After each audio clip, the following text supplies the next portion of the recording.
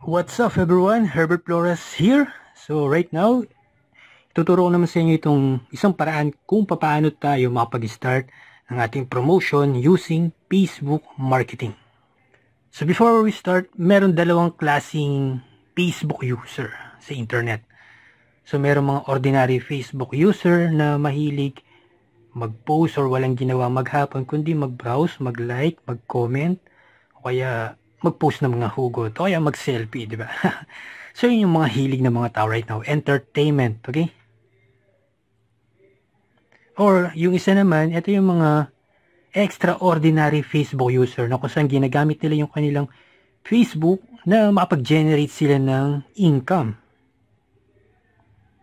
Alam nyo ba na si Mark Zuckerberg, ang founder ng Facebook, ay kumikita ng $18,000 per second or $1 million per hour or 24 million per day or 784 million per month or 9.4 billion per year. In peso, nasa mga 383 billion pesos yan, di ba? So napakalaki ng opportunity na nakita ni Mark, ng owner ng Facebook, okay? So about social media marketing, ito ngayon yung pinakamadaling paraan para makakuha tayo ng mga customer online, okay? So itong video na to is para to sa mga newbie. So konting information lang about social media. So si Facebook right now is nasa 1.59 billion ang user niya every month. So ito rin, isa sa mga pagmamay-ari ni Facebook, itong WhatsApp, nasa 900 million ang user niya each month. And isa pa itong Messenger, okay? So nasa 800 million ang user nito each month. At ang Instagram na nasa 400 million each month ang gumagamit nito. Itong lahat ng community na to or apps na to ay pagmamay-ari ni Facebook. Okay, so right now ito yung ginagamit din ng mga maraming negosyante para mapag-generate sila ng maraming client. So as of September 2016, ito yung Facebook user profile. Ito yung details na kung saan makikita natin yung gender, kung ilan yung active user at saka kung ano yung ages nila. Okay? So may mapapansin mo dito sa bar graph na to, yung age from 13 to 17. So mas maraming mga user na female, di ba? So yung female nasa 4.5, so yung male nasa 3.8. So yung pinakamataas na antas na gumagamit, itong mga edad nasa 18 to 24, nasa 9.5 yung mga babae. So yung mga kalalakihan is nasa 9.0. So yan po yung mga range niya. Okay, so kung magta-target ka sa Facebook ads, so yung targetin mo yung maraming user. Okay, at saka kailangan yung may kakayahan na makabili ng product. So malimited yung mga edad na nakapag-graduate ng college o yung may mga regular job. So nasa kalagitnaan siya ng 18 to 24.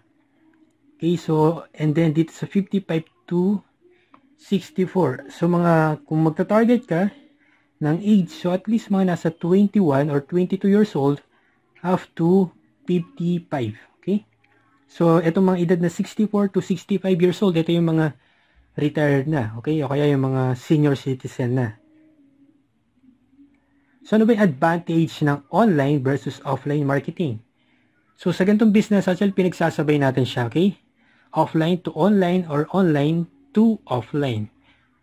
So kailangan sa ganitong business talaga parehas mong ginagamit. Pero papakita natin ano ba yung advantage ng online. So number one, pwede mong magawa yung business mo worldwide or global territory. Okay? Pwede kang makapagbenta kahit saan lupalop ng mundo.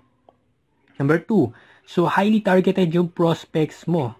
Lalo na kung gagamit ka ng Facebook ads, so mapifilter mo kung ano yung country, ano yung age, ano yung interest nila. Okay? So mamaya ipapakita natin yan. So number three, so convenient. So kahit saan, pwede mong gawin itong online business. Basta meron kang internet. Okay? Number four, fast. So mabilis ang promotion. So pwede mong magawa yung online marketing. At least meron kang 10 minutes per day. Okay? Maglaan ka lang every day. Consistent mo lang ginagawa. So, makakapag-generate ka dito ng maraming customer. So, number 5. So, lesser yung expense. Yung expenses mo, makakatipid ka. Hindi mo kasi kailangan na gumastos ng malaki sa yung marketing. Okay, so dito meron ka lang internet connection, meron kang smartphone. So pwede kang makapag-promote online. Or pwede kang gumastos ng paid advertisement pwede kang makapag-start ng minimal ng mga 500 pesos. So meron dalawang types ng online sa Facebook marketing. Ito yung number 1, yung organic traffic, and number 2, yung paid ads. So yung organic, ito yung free advertisement na pwede mong gawin. Araw-araw magpo-post ka, okay, or gagawa ka ng vlog sa Facebook or ng mga notes or content. And number 2, yung paid ads. Kung gusto mong magkaroon ng mabilis na resulta, kailangan mo ng paid advertising sa Facebook. So yung goal natin sa Facebook marketing, kailangan magkaroon tayo ng engagement. Engage, then we need to convert yung mga taong nag-like, nagko-comment, and nag-share. And then, kailangan nag-grow yung ating mga audience, okay? Para makarami tayo ng mga clients or customer. So, paano ba siya sisimulan? So, number 1, kailangan ka mag-prepare ng iyong Facebook profile. Kung wala ka pang Facebook account right now, so kailangan mo na mag-start gumawa ng Facebook account mo.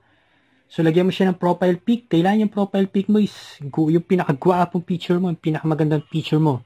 So, kailangan yung attractive, yung naka-smile ka. Okay? Para madali kang i-approach ng mga tao online. Then, maglagay ka ng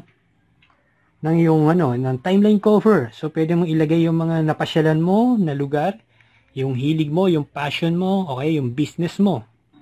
So, your Facebook profile, ito yung magpapa-impress sa'yo, okay, sa mga customer mo. So, what they see on your profile is your first impression. And then, kung meron ka ng profile, so kailangan mo lang pumili ka na ngayon ng product na ibibenta mo. So, kagandahan dito sa company natin is meron tayong consumable products.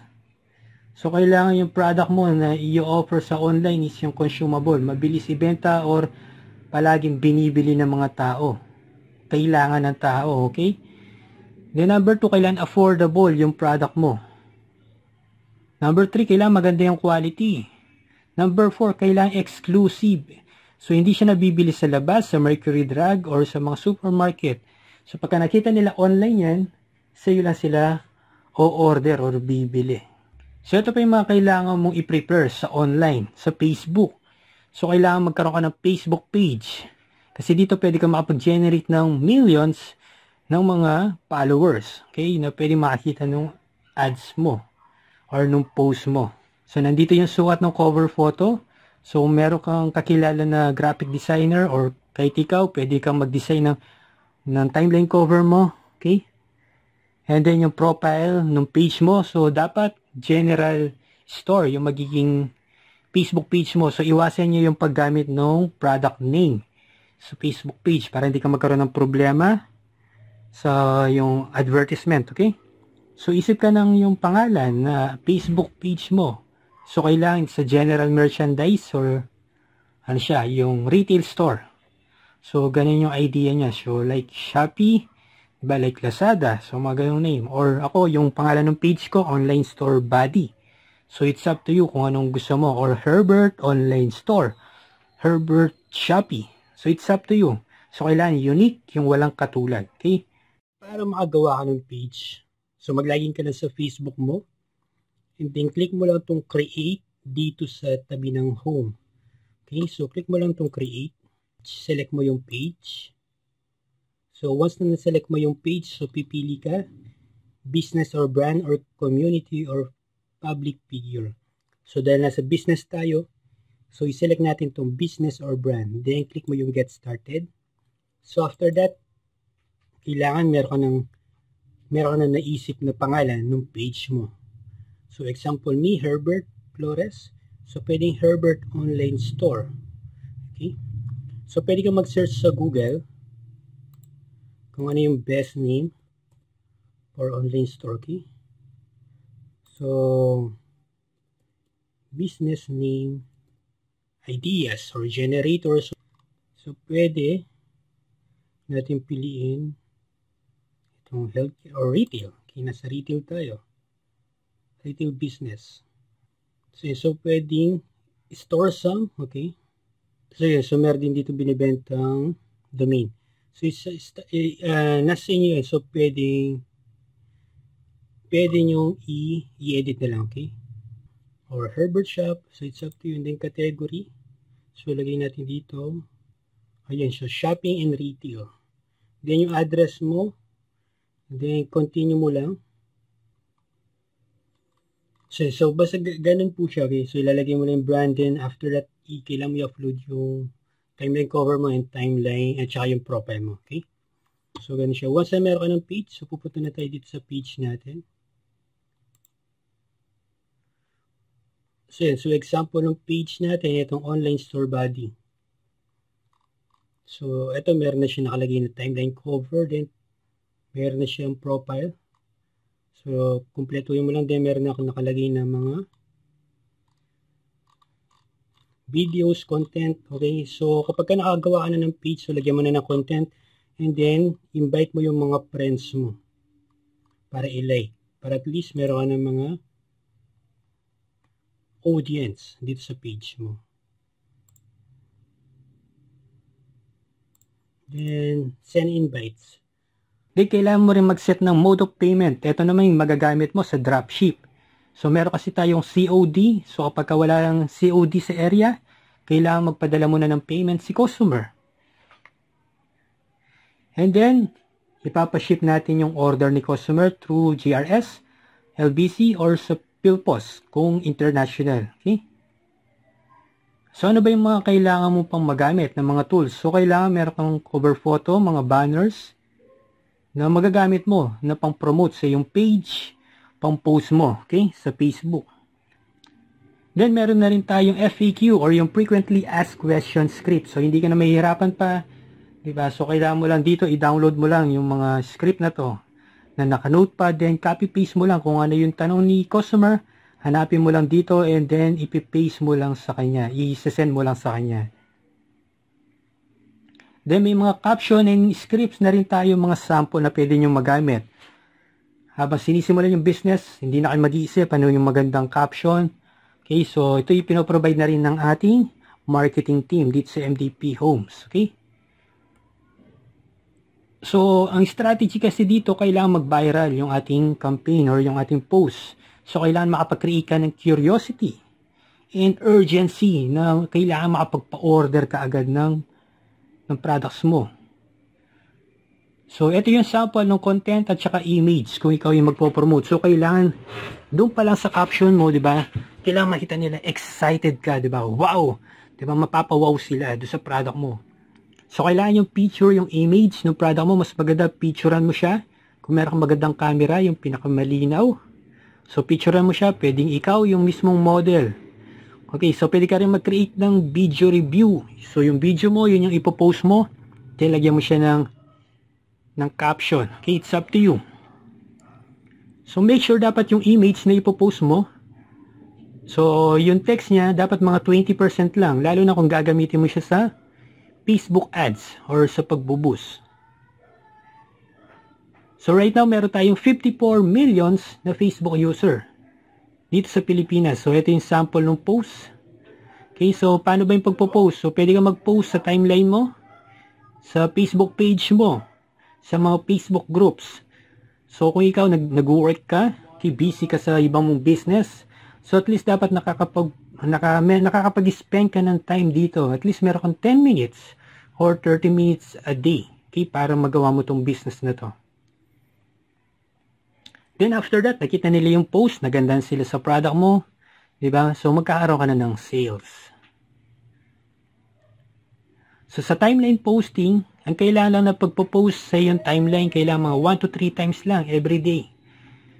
Okay, para hindi naman maumay yung mga friends mo. Baka mamaya, every hour nagpo-post ka. Baka mamaya, yan friend ka na nila, i-block ka na nila. Diba, mauumay sila sa post mo kasi akala nila, kinagamit mo lang yung Facebook mo para magbenta. So, kailangan, nagpo-post ka sa Facebook mo, hindi palaging products, okay? So, pwede kang mag-post na ginagamit mo yung products. So, meron kang activity na ginagawa. Okay? So, meron kang ka-meet up or meron kang customer or sinishare mo yung business. Then, yung shipment, pwede mo rin i-post. Yung mga testimonials ng mga customer mo, i-share mo. Okay? So, dahil may mga value yung mga pinopost mo, so makakapag-engage ka ngayon. Okay? So, tulad nitong sample na post ko. So, pinost ko, nagpe-prepare ako ng mga orders. Diba? So, grabe talaga itong kape na to. Diba? So, mula North Luzon hanggang Mindanao ang order sa akin. So, yun. Then, may mga dealers kasi ako nag-join. Lalo na meron akong dealer na nag-join from Puerto Princesa, Palawan. So, after that, yung mga friends ko, nag-like sila and then, may mga nag-inquire na kung effective ba. Okay, so, doon na mag-i-start yung curiosity and urgency na gusto nila or gusto nilang malaman itong product na pinopost mo or sinishare mo. Okay?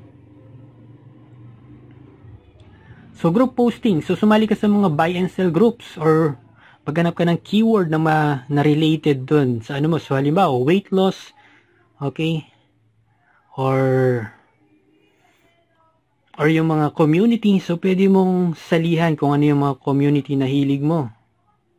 So, yan. So, kailangan yung sasalihan mo mga groups is meron silang minimum na 2,000 members. 2,000 members above. So, doon ka sumali. Okay? So, mas magandang salihan din yung mga close group.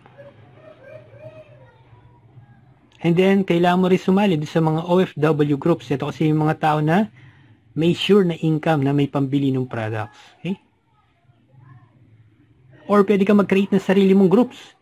Kung nag-create ka ng VIP groups or customer support group, so pwede kang mag-create ng groups. So tulad nito, exclusive for coffee lovers. Okay?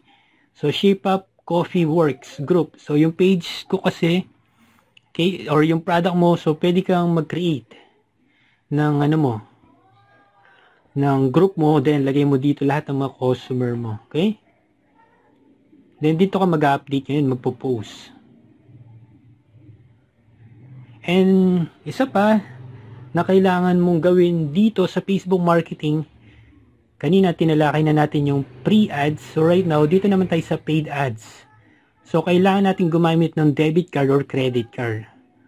So at least meron siyang master Visa na logo or Visa card.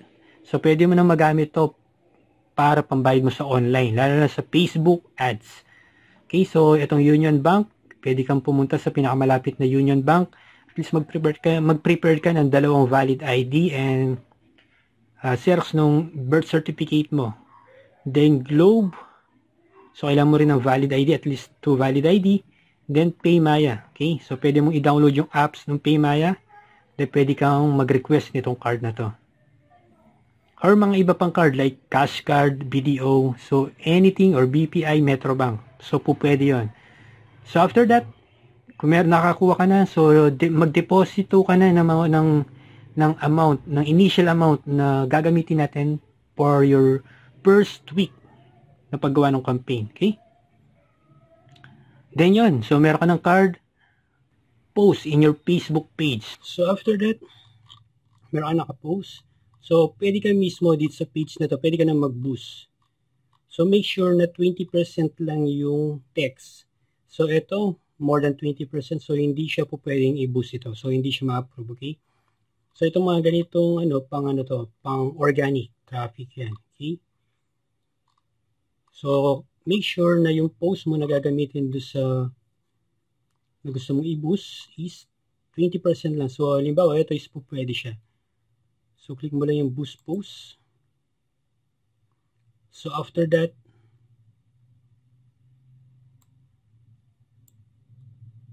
so, edit mo yung targeting mo. Okay? Edit mo yung audience. So, yung default natin is nasa 18 to 20 to 65. So, i-edit mo to at least mga 22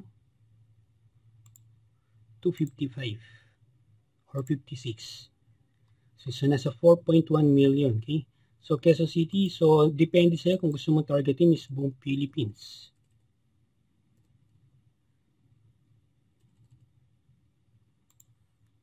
So, kung buong Philippines, 44 million. Okay? Nasa age na 22 to 56. So, kailan i-filter mo pa yan dito sa interest. So, dahil to comma, so,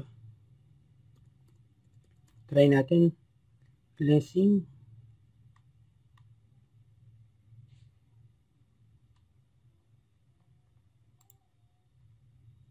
So, too specific, sabi niya. So, hindi siya po pwede.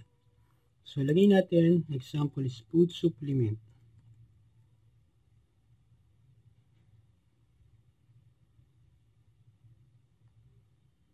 Fry food and drugs. So, too specific, sabi niya. So, hindi siya po pwede. So, juice. So, example, apple juice. So, yun. So, po pwede siya. Then, suggestion. So, meron dito. Cranberry lemonade.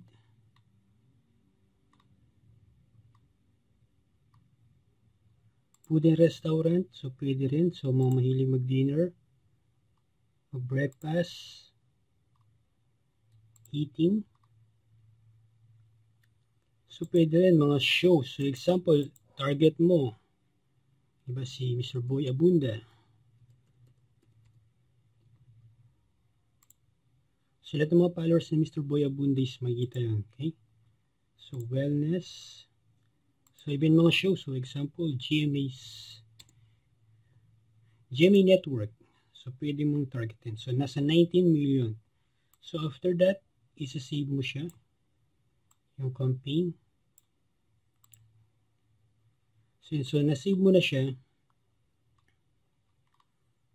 And then, mag-set ka dito ng budget mo. So, example, choose your own. So, pwede kang mag-budget muna. Sabihin natin, 1,000. Diba? So, good for, sabihin natin, this will run. So, 11. Sabihin natin hanggang Sunday, 14. So, nasa 250 pesos yung per day ko. So, this ad will run 4 days. Okay? So, ang date natin ngayon is October 10. Then, after that, click mo lang yung boost. So, yan. So, select ka ng payment mo dito. Ilalagay mo ngayon yung credit card or debit card mo. Okay?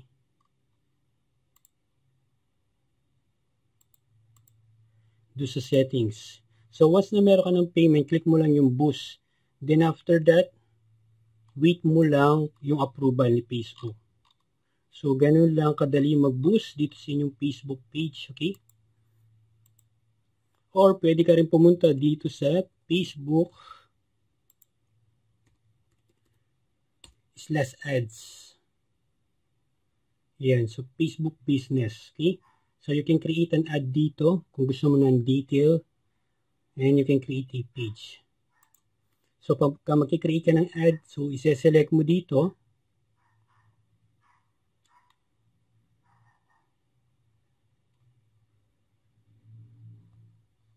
Is yung engagement or messages. Okay, so, ganun lang siya kadali. Then, point to point lang siya. So, sundan mo lang yung step na naiyaano sa iyo ni Facebook. Okay? So, continue mo lang. Then, after that, select mo yung page.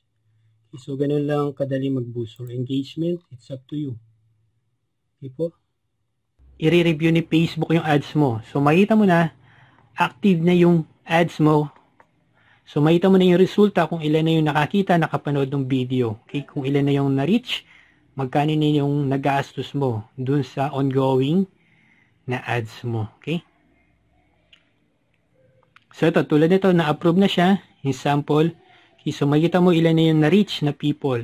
Then, yung mga comment, okay, nag-i-inquire, so, pwede mo nang i-message o replyan. So, why Facebook advertising? Kasi madali siyang i-track. Madali din siyang gamitin. Okay? So, pwede mong ma-target, including yung towns, yung regions, yung age, yung like, yung interest ng tao na gusto mong makita ng ads mo, yung income bracket, okay? And other demographics, kung female or male, kung ano yung language, okay?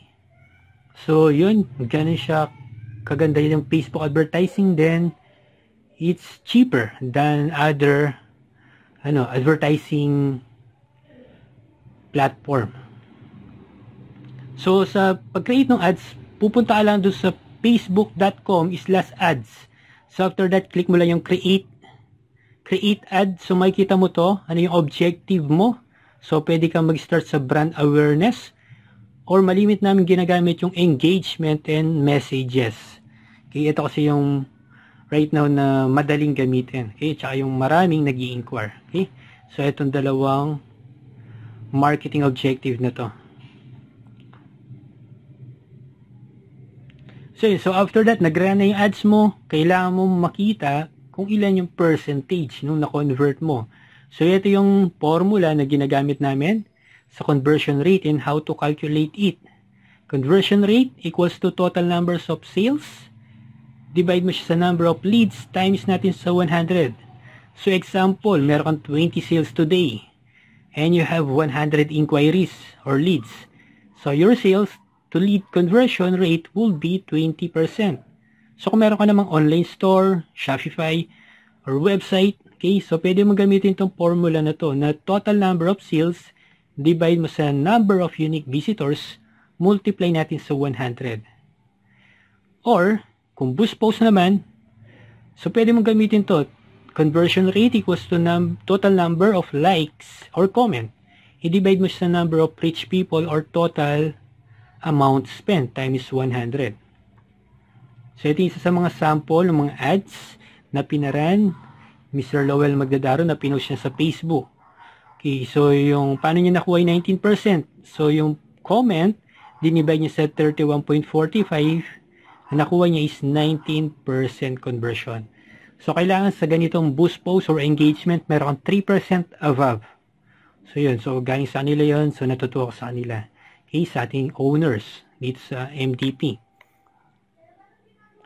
Then after that, di ba, may skill mo na siya, magkakaroon ka na ng magandang resulta. Okay, makita mo na yung benta mo, tumataas na yung income mo. So pagka kumikita ka na, so kailangan yung ibang kita mo is spend mo ulit doon sa Facebook ads mo. So kailangan consistent. So at least yung 20% nung ano mo, net income mo, ibalik mo doon sa Facebook ads mo. Okay? So, suggestion ko lang yun. So, it's up to you. Para at least consistent yung flow ng mga inquiries at pag-grow ng mga customers mo. Okay? Then, magkakaroon ka ng amazing results. Diba? So, dropship, ito yung mga sample ng ating mga transaction sa LBC. So, yun. So, I hope na meron ka natutuhan. So, bago ko tapusin itong video na to, so, I hope sana nakapag-take note ka rin. So, ito yung assignment mo right now. Kung baguhan ka, okay, sa Facebook marketing, so kailangan mo na mag-create ng Facebook account mo right now.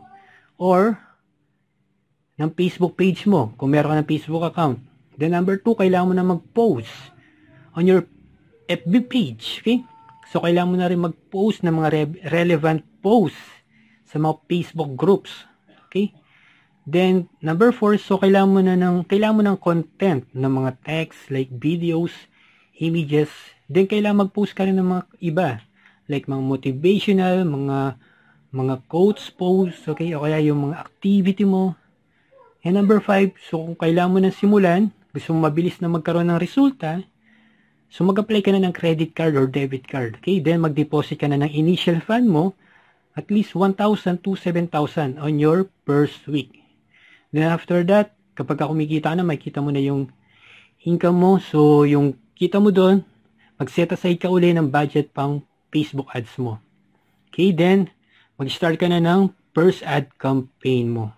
I hope na meron ka natutuhan sa maiksing video na to. Okay? So, that's all.